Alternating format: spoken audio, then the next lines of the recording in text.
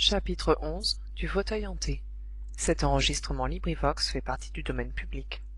Le fauteuil hanté par Gaston Leroux. Chapitre XI. Terrible apparition. La porte venait à peine de se refermer sur monsieur le secrétaire perpétuel que madame lalouette se précipitait vers son mari. Eh bien, Gaspard, implora-t-elle. Eh bien, ça y est, il m'a dit à bientôt, mon cher collègue. Et il sait tout? Il sait tout. Ça vaut mieux. Comme ça, si un jour on apprend quelque chose, il n'y aura pas de surprise. Tu auras fait ton devoir. C'est lui qui n'aura pas fait le sien. Ils s'embrassèrent. Ils étaient radieux. Madame lalouette dit: Bonjour, monsieur l'académicien. C'est bien pour toi, fit l'alouette. Et c'est vrai que c'était pour elle qu'il jouait cette étrange partie. Madame lalouette, qui avait épousé monsieur lalouette parce qu'il avait écrit des livres, n'avait jamais pardonné à son mari de lui avoir caché qu'il ne savait pas lire. Quand l'aveu en fut fait, il y eut dans le ménage des scènes déchirantes. Après quoi, madame lalouette avait essayé d'apprendre à lire à monsieur lalouette. Ce fut peine perdue. Il y avait là comme un sortilège. L'alphabet alla encore, les grosses lettres, mais jamais monsieur lalouette ne put arriver aux syllabes b-a-ba, b-i-bi, b-o-bo, b-u-bu. Il s'y était pris trop tard, elles ne lui entrèrent point dans la tête. C'était dommage, car monsieur lalouette était un artiste et il aimait les belles choses. Madame lalouette en fit une maladie. Elle ne consentit à guérir que du jour où monsieur lalouette fut nommé officier de l'académie. Alors, elle lui rendit un peu de son amour. Mais bien que les années se fussent écoulées et que monsieur Gaspard lalouette affectât de s'intéresser par-dessus tout, par l'entremise de son épouse, aux belles lettres, il y avait toujours entre les deux conjoints ce secret formidable qui empoisonnait leur existence. Monsieur lalouette ne savait pas lire. Sur ces entrefaites était arrivée cette affaire de l'académie. Par le plus grand des hasards, monsieur lalouette avait assisté à la mort de maxime d'aulnay. Monsieur Gaspard lalouette n'était ni superstitieux ni sot. Il jugea naturelle la mort chez un homme qui avait une maladie de cœur et que le décès tragique de son prédécesseur devait hanter par-dessus tout. Il s'étonna de l'émotion générale et sourit de toutes les stupidités qui furent répandues à l'occasion de la vengeance d'un certain sorcier qui avait disparu. Et il fut bien étonné d'apprendre que ce double événement avait à ce point bouleversé les esprits qu'aucun nouveau postulant ne se présentait à la succession de monseigneur d'abbeville. Seul Martin Latouche restait qui n'avait pas encore retiré sa candidature. Monsieur lalouette, un beau jour, s'était dit: c'est tout de même rigolo. Mais s'ils n'en veulent pas du fauteuil, il ne me fait pas peur, à moi. C'est ça qui épaterait Eulalie. Eulalie était le petit nom de madame Gaspard lalouette. Mais il fut déçu quand il apprit que Martin Latouche acceptait le plus tranquillement du monde d'être élu au fauteuil fatal. Tout de même, il voulut assister à la séance de réception de Martin Latouche. On n'eût pu dire exactement quelle était alors sa pensée. Monsieur lalouette avait-il, tout au fond de lui-même, l'espoir, qu'il ne pouvait, en honnête homme, s'avouer, que le destin, parfois si baroque, allait encore faire de ses coups? On ne saurait, sans être injuste, l'affirmer. Tant est que monsieur lalouette assista à la scène où la vieille babette, échevelée, vint annoncer la mort de son maître. Tout fort, tout solide que l'on est, il y a des choses qui impressionnent. Monsieur lalouette sortit de cette cohue, fort impressionné. C'est à ce moment qu'il commença de s'intéresser réellement à la singulière et mystérieuse figure d'Eliphas. Qu'est-ce que c'était que ce bonhomme-là? Il interrogea les gens compétents sur la sorcellerie, il interviewa quelques membres influents du club des pneumatiques, il vit m Raymond de la Beyssière, il connut le secret de Toth, et il demanda à visiter l'orgue de Barbarie. Il prit ensuite le train pour la Varenne Saint-Hilaire, et s'il en revint un peu effaré de l'étrange réception qui lui avait été faite, il ne doutait plus en revanche de l'inanité de toutes les formules égyptiaques. Il n'avait encore rien dit à madame lalouette.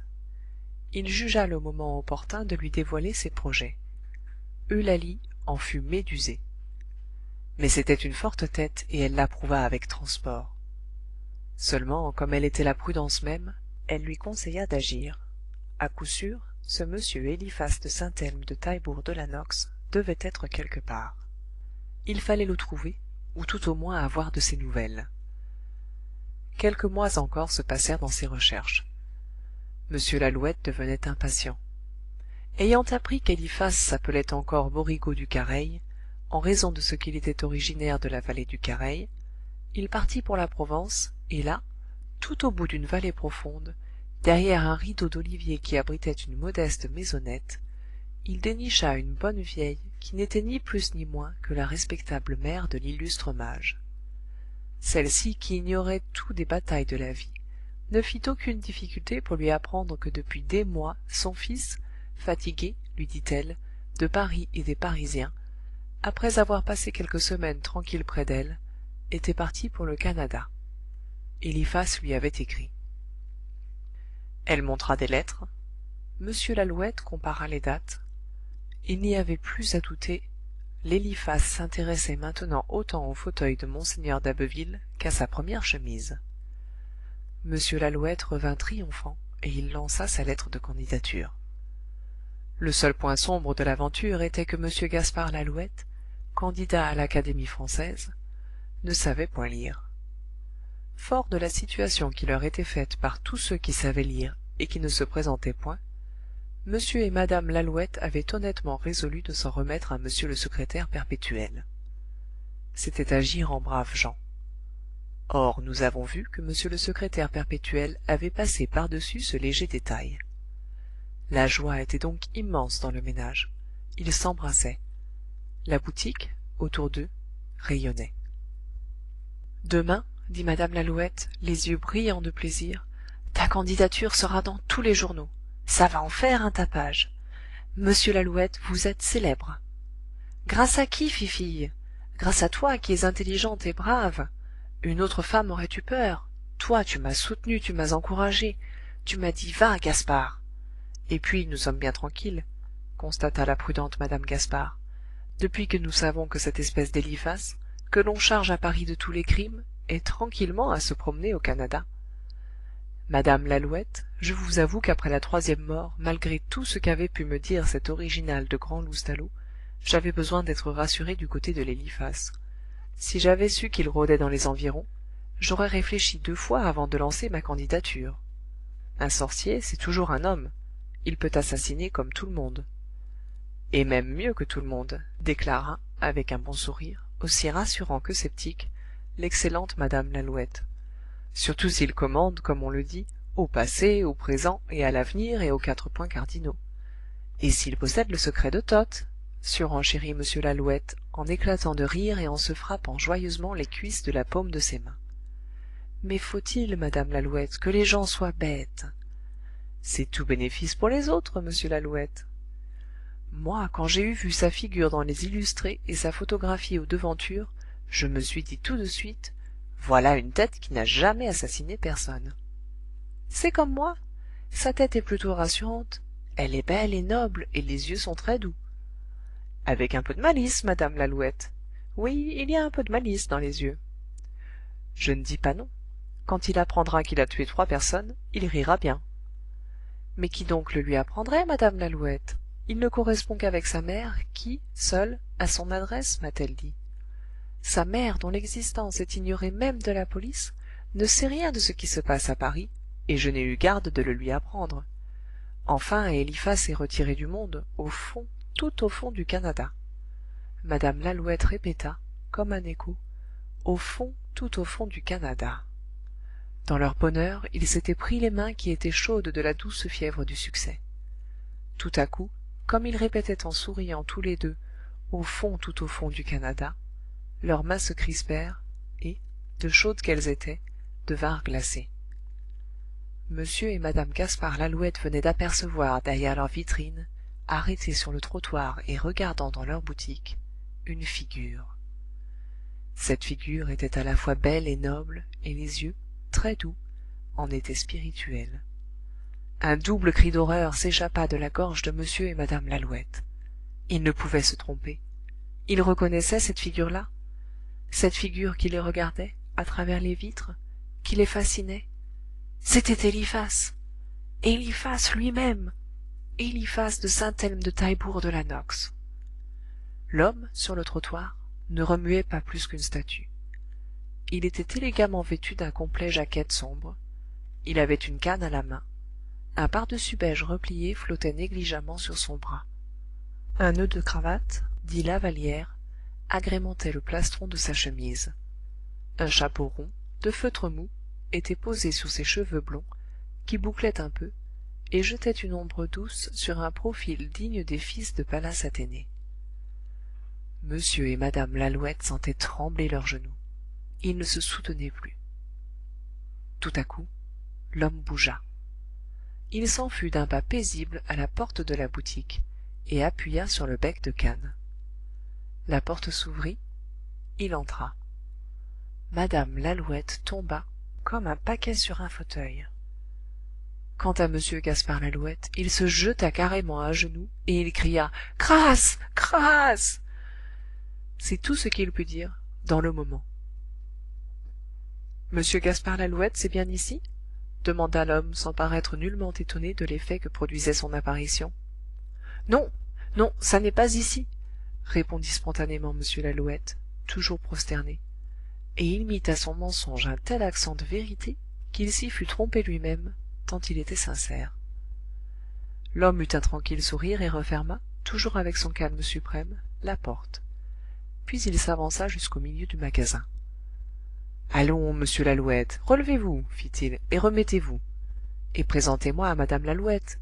Que diable, je ne vais pas vous manger. » Madame Lalouette jeta à la dérobée sur le visiteur un rapide et désespéré regard.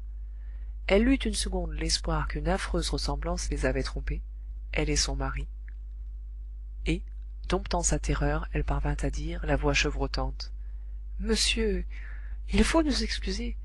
Vous ressemblez comme deux gouttes d'eau à un de nos parents qui est mort l'an dernier. » Et elle gémit, accablée de l'effort.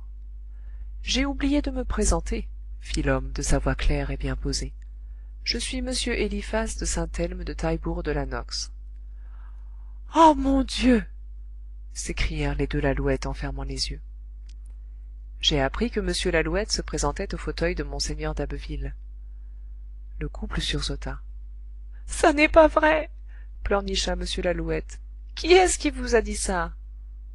Et, dans son âme épouvantée, il se disait: « C'est un véritable sorcier, il sait tout. » L'homme, sans s'émouvoir de toutes ces dénégations, continuait: « J'ai tenu à l'en venir féliciter moi-même. »« C'était pas la peine de vous déranger, » affirma M. Lalouette. « On vous a menti. » Mais Eliphas promena son regard souverain dans tous les coins de la pièce.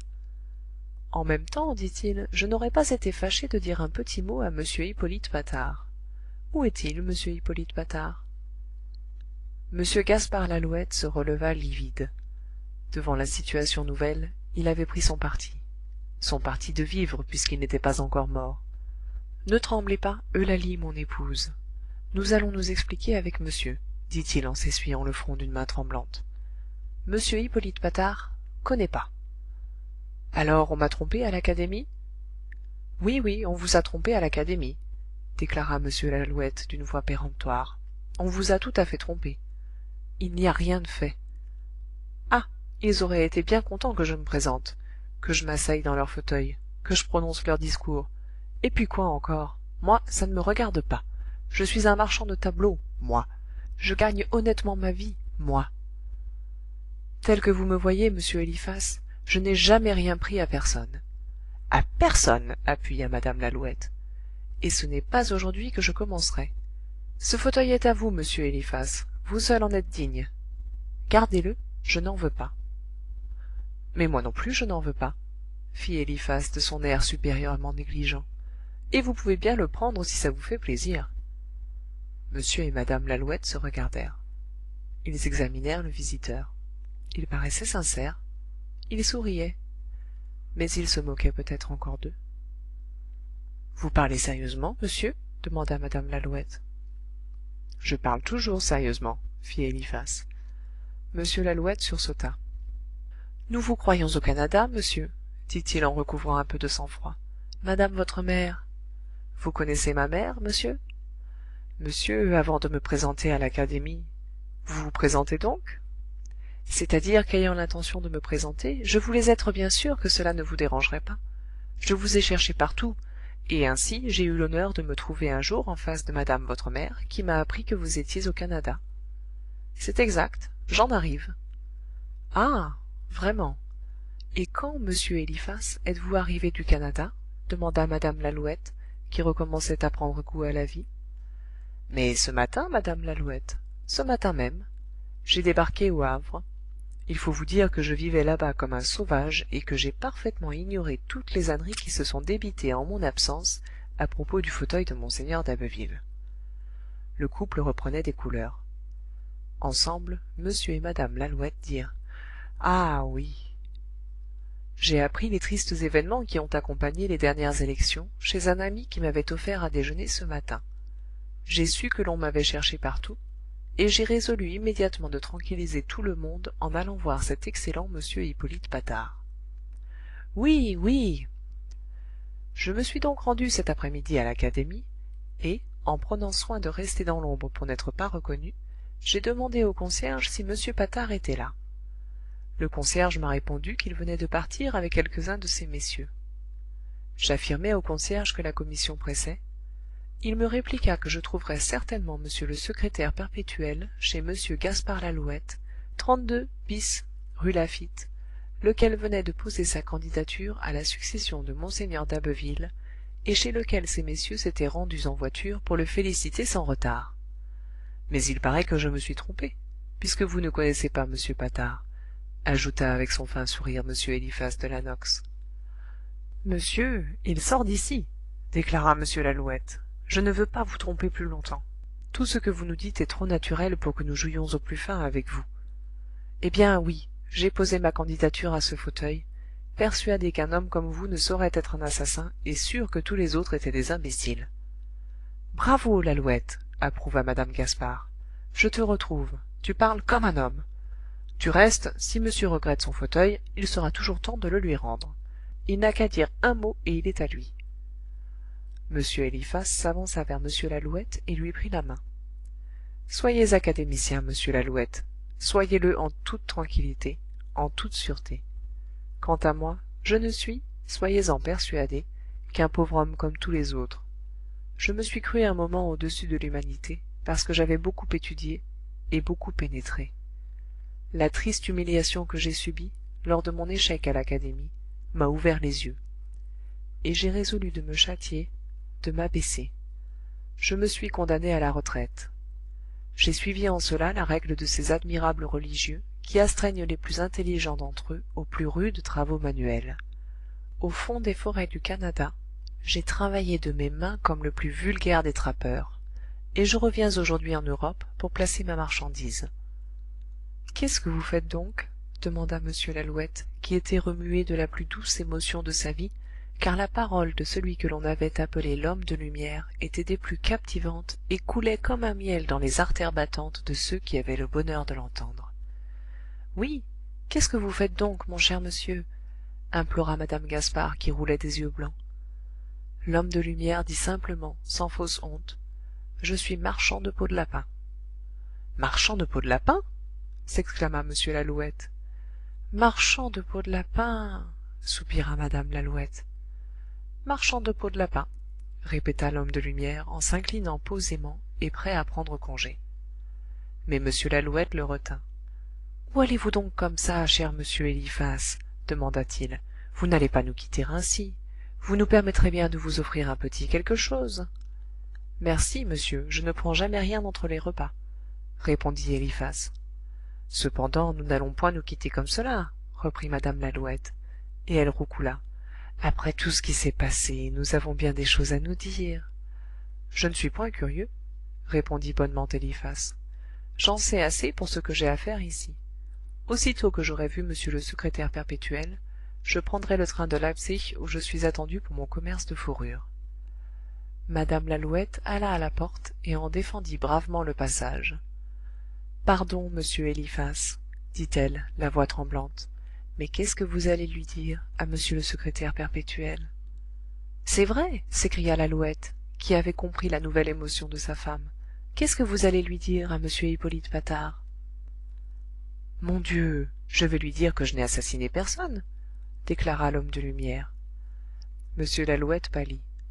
C'est pas la peine, jura-t-il, il ne l'a jamais cru, et c'est une démarche bien inutile, je vous assure.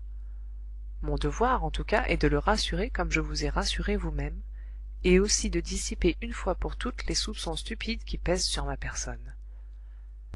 M. gaspard lalouette, la figure tout à fait décomposée, regarda madame lalouette. Ah, fille, gémit-il, c'était un trop beau rêve. Et il se laissa aller dans ses bras, et, sans fausse honte, pleura sur son épaule. Eliphas interrogea madame lalouette. Monsieur lalouette, dit-il, paraît avoir un grand chagrin, et je ne comprends rien à ce qu'il veut dire. Cela veut dire, pleura à son tour madame lalouette, que si l'on apprend avec certitude que vous êtes à Paris, que vous revenez du Canada, et que vous n'êtes pour rien dans toute l'affaire des morts de l'Académie, jamais monsieur lalouette ne sera académicien. Et pourquoi cela? Eh, on ne lui accorde ce fauteuil, sanglota-t-elle. C'est terrible à dire, que parce que personne n'en veut. Attendez donc, mon cher monsieur Eliphas, pour faire connaître la vérité vraie, qui est votre innocence dont pas un homme sensé ne doute, vous entendez bien. Attendez donc que mon mari soit élu. Madame, fit Eliphas, calmez-vous. L'Académie ne sera pas assez injuste pour repousser votre mari, qui, seul, est venu bravement à elle dans les mauvais jours. Je vous dis qu'elle n'en voudra pas. Mais si. Mais non. Mais si. Gaspard, j'ai confiance dans m Eliphas. Dis donc à m Eliphas pourquoi l'Académie ne voudra jamais de toi si elle a le moyen d'en élire un autre. C'est un secret, m Eliphas, un affreux secret qu'il a fallu confier à m le secrétaire perpétuel. Mais cela restera à jamais entre nous. Alors parle, Gaspard.